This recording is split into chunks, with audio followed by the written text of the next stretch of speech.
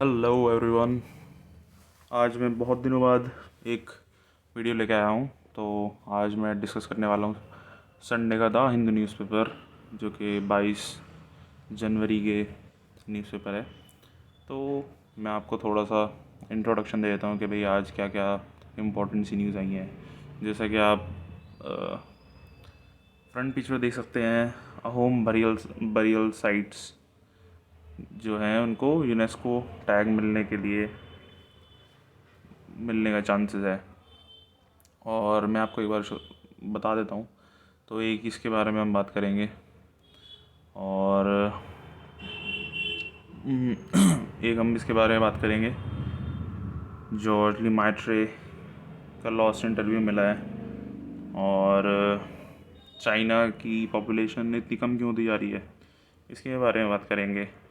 और इंडिया का क्या प्लान है, मीज़ल्स और रुबेला जो कि दो बीमारियां हैं, उनको किस तरह से हम टैकल करने की कोशिश कर रहे हैं एज अ कंट्री, तो उसके बारे में हम कुछ बात करेंगे। और मेरा जो मेजरली ये जो इस वीडियो में फोकस रहेगा वो होगा इस चाइना की पॉपुलेशन कैसे श्रिंक कर रही है, इसके बारे में बात करना। मैं शुरुआत से जाके एक बार बता देता हूँ। होम बरियल साइट्स, ये थोड़ा सा एक इंटरेस्टिंग सा टॉपिक है। जैसे कि आप देख सकते हैं कि भाई कुछ माउंट्स बने हुए हैं, जैसे कि उठे हुए से स्ट्रक्चर हैं, ठीक है। और ये कहाँ पाए गए हैं, ये पाए गए हैं असम में। जो अहोम क्या है, अहोम जैसे राजपूत, और राजपूत हैं, मराठा हैं, इस तरह से एक किंगडम था आसाम में बिफोर ब्रिटिशर्स ने आसाम को इंडिया में ही एनेक्स करा था, ठीक है। एनेक्स यानी उसके अंदर जोड़ लिया था। मतलब नॉर्थ ईस्ट थोड़ा सा मेन स्ट्रीम इंडिया से थोड़ा अलग रहा है। तो अहोम अहोम वहाँ की बहुत ही इम्पोर्टेंट डायनेस्टी है, रूलिंग डायनेस्टी, ठीक है। और अहोम की थोड़ा सा आपको पता होना चाहिए, थोड़ा न्यूज़ में भी रहता है। और वहाँ के जो कुछ किंग्स हैं या फिर वहाँ के जो इम्पोर्टेंट पर्सनालिटीज़ हैं, ये बेसिकली आसाम से रिलेटेड है, ठीक है। और इन्होंने यहाँ पे बताया हुआ है कि भाई 600 सालों तक आसाम का वहाँ पे आसाम के अंदर अहोम जो डायनेस्टी थी, रूलिंग डायनेस्टी, उसका रूल था वहाँ पे, ठीक है। और जैसे इनका अगर आप देखें तो थोड़ा सा इनका जो स्ट्रक्चर है, it is somewhat similar to pyramid, ठीक है, जो कि इजिप्ट में पाए जाते हैं। क्यों? क्योंकि अगर हो सकता है आपको ये ना पता हो कि इजिप्ट में जो पिरामिड्स हैं, they are actually burial structures, कि भाई वहाँ पे जो हम ममी जो हम कहते हैं वो क्या है, डेड बॉडीज़, जो कि उनको दफनाते हैं, डेड बॉडीज़ को दफनाया जाता है।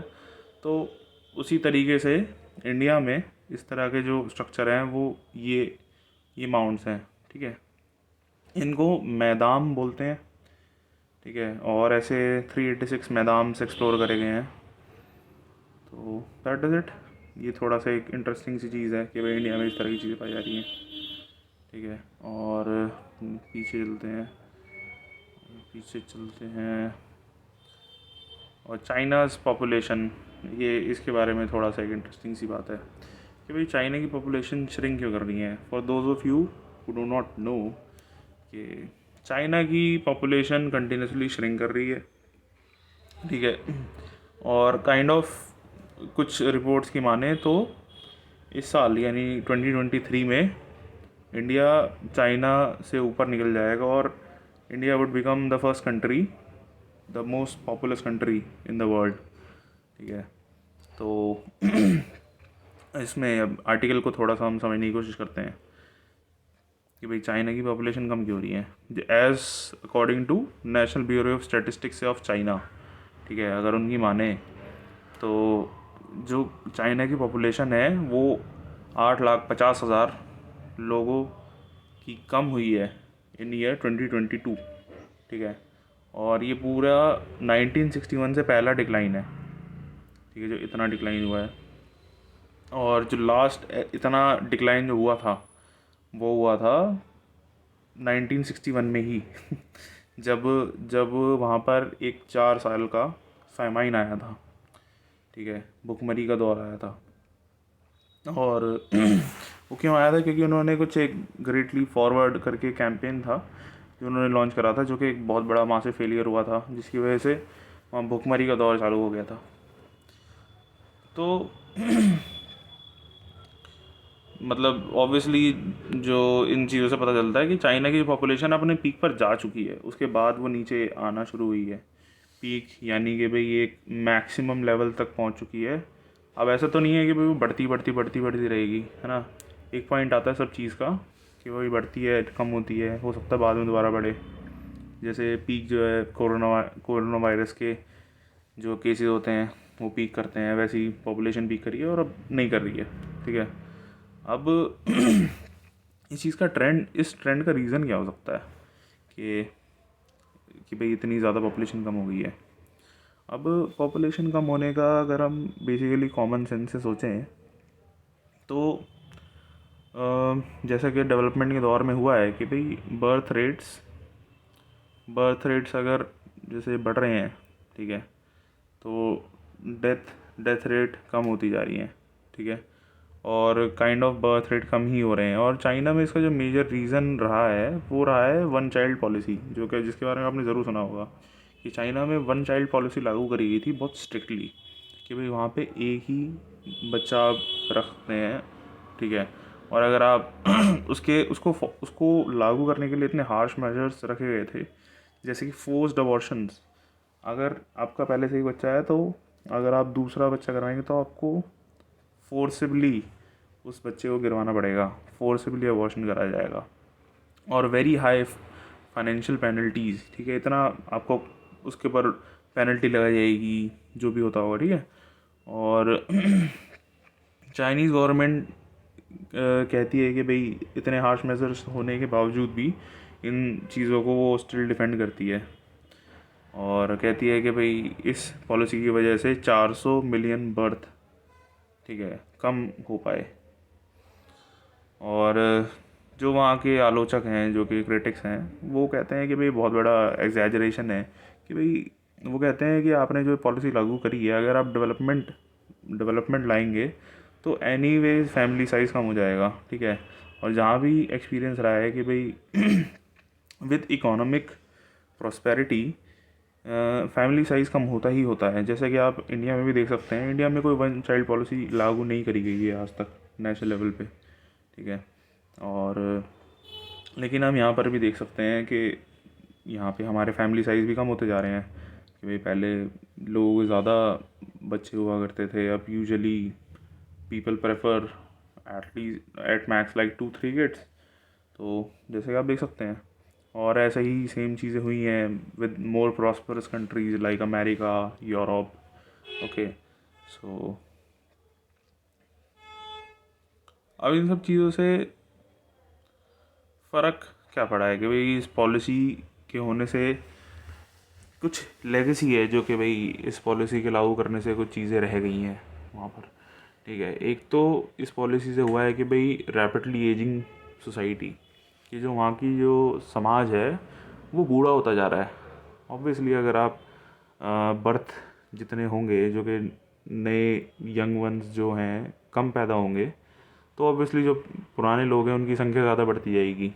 तो वहाँ पे यही हो रहा है कि भाई as society it is ageing. ठीक है। और सेकंड क्या है कि भाई वहाँ के जो लोग हैं वो बहुत बाद में शादी कर रहे हैं, और they are having fewer children. ठीक है। और वो चाह रहे हैं कि भाई कम बच्चे पैदा करें, और कुछ तो चाह रहे हैं कि भाई ऑल टुगेदर बच्चे ना ही करें। ठीक है।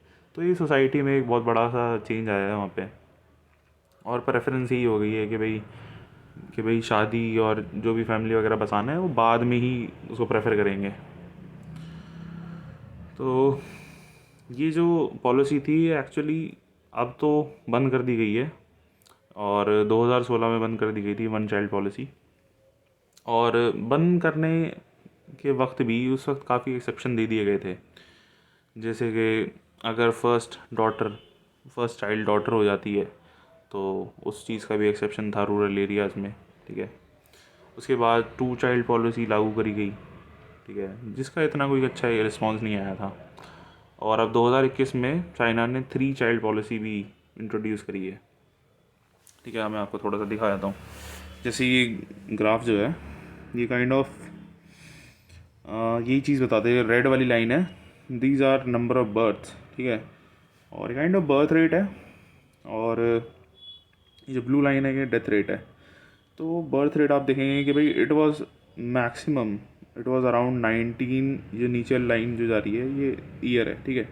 तो 62 66 के बीच वाली लाइन होगी 64, तो अराउंड 64 के अराउंड जो है ये पीक करा था, ठीक है। जो 62 64 वो पीक करा था, और उसके बाद से कम ही होता गया, कम ही होता गया, ठीक है। तो दैट इज़ एक्चुअली वेयर कि भाई बर्थ ही कम होते जा रहे हैं, ठीक है। और देखेंगे कि भाई डेथ रेट जो था, डेथ रेट काफ़ी कम हो गया है, क्योंकि ऑब्वियसली अब डेवलपमेंट बढ़ेगा, हेल्थ केयर बढ़ेगी, लोगों के पास जो आमदनी है वो बढ़ेगी, तो वो अपने ऊपर खर्चा कर सकेंगे। तो ये वैसे ये फ़र्क विद डेवलपमेंट आएगा ही आएगा। सो यस, 3 चाइल्ड पॉलिसी के बारे में हम थोड़ा सा बात कर लेते हैं। और 3 चाइल्ड पॉलिसी इन्होंने लागू करी, और कुछ इसके साथ उन्होंने कुछ वादे भी करे कि भाई इकोनॉमिक फैक्टर्स को मद्देनज़र रखते हुए ये उनको और अच्छा करेंगे, कि भाई हेल्थ केयर कॉस्ट और एजुकेशन कॉस्ट जो है उनको कम करेंगे, और जो प्राइवेट एजुकेशन कंपनीज़ है जिन्होंने बहुत ज़्यादा एक्सपेंसिव कर दिया एजुकेशन को, उनके ऊपर कार्रवाई करेंगे। और ये चीज़ों से ये काइंड ऑफ अब जैसे इन्होंने देखा है कि भाई 1 चाइल्ड पॉलिसी इनकी सोसाइटी में क्या क्या बदलाव आ रहे हैं, और मतलब बेसिकली जो इसका इम्पैक्ट रहा है सोसाइटी पे, ठीक है। मतलब चीज़ें इंटरकनेक्टेड होती हैं, they can not be fit and silo, ठीक है। सोसाइटी की दिक्कतें सोसाइटी तक नहीं रह जाएंगी, ठीक है। अब काइंड ऑफ इकोनॉमिक दिक्कत भी होंगी, पॉलिटिकल दिक्कत भी होंगी। अब इकोनॉमिक दिक्कत कैसे होगी? अब जैसे वहाँ की सोसाइटी में एजिंग पॉपुलेशन ज़्यादा है, ठीक है, जिनकी एज ज़्यादा है, तो ऑब्वियसली आप देखेंगे कि भाई जो यंग पीपल हैं वो ज़्यादा काम कर सकते हैं। China is actually the factory of the world, ठीक है। अब जैसे जैसे अभी तक तो it is having dominance in the whole world about its factory status, ठीक है। लेकिन अब जैसे जैसे वक्त बढ़ता जाएगा, इनकी पॉपुलेशन में जो एजिंग पॉपुलेशन है उसकी परसेंटेज बढ़ती जाएगी, तो इसको सस्टेन करने में थोड़ा सा दिक्कत आएगा इनको, ठीक है। तो जो इनकी पॉलिसी है कि भाई जो ये कह रहे हैं कि 3 चाइल्ड पॉलिसी, अब ऐसे पॉलिसी बना देने से लोगों का प्रेफरेंस तो चेंज हो जाता है ना। अब लोगों का प्रेफरेंस बन चुका है टू हैव स्मॉलर फैमिलीज़, अब वो कैसे बदल सकता है? और तो मतलब मोर रियलिस्टिक पॉलिसी होगी कि भाई अब जैसे मॉडर्न ज़माने में अब इतने सोसाइटी ऐसे ही दिनों में नहीं चेंज हो जाती, ठीक है। सिर्फ लॉज के बन जाने से सोसाइटी ऐसी चेंज नहीं हो जाती है। तो थोड़े से रियलिस्टिक लॉज भी बनाने पड़ेंगे, रियलिस्टिक पॉलिसीज़ भी बनानी पड़ेंगी। तो इसका एक स्टेप जो लिया जा सकता है कि भाई रिटायरमेंट की जो एज है उसको बढ़ा दिया जाए, ठीक है। जो वर्किंग एज पॉपुलेशन है, तो ऑब्वियसली अगर जैसे 60 तक रिटायर हो जाते हैं तो हम उसको 65 कर सकते हैं, ठीक है। 55 तक हो जाते हैं तो उसको 60 कर सकते हैं। तो मतलब थोड़ा बहुत उसको बढ़ा के हम अपनी वर्किंग एज को जो है उसको ठीक तरह से हम उसका डिविडेंड्स को यील्ड कर सकते हैं। यस, तो ये चाइना की इकोनॉमी में क्या इम्पैक्ट हुआ है, तो उन्होंने यही चीज़ लिखी है कि 16 से 59 की जो वर्किंग एज पॉपुलेशन है वो कंटिन्यूसली डिक्लाइन हुई है, ठीक है। एज ऑफ 2022 के एंड तक 875 मिलियन पीपल का डिक्लाइन हुआ है, ठीक है। Down by 75 million from 2010, which is a lot. तो और ऑल्सो इससे एक और एजिंग से एक चीज़ और क्या होती है कि चाइना की जो national working commission on ageing है, उन्होंने ये बताया कि भाई हेल्थ केयर के ऊपर जो स्पेंडिंग है वो बढ़ेगा। 26% ऑफ GDP बढ़ जाएगा बाय 2050, विच इज़ जो उनका करेंटली हेल्थ केयर स्पेंडिंग है जो करेंटली है 7% इन 2015, ठीक है। तो ये मेजरली जो श्रिंकिंग वर्कफोर्स है।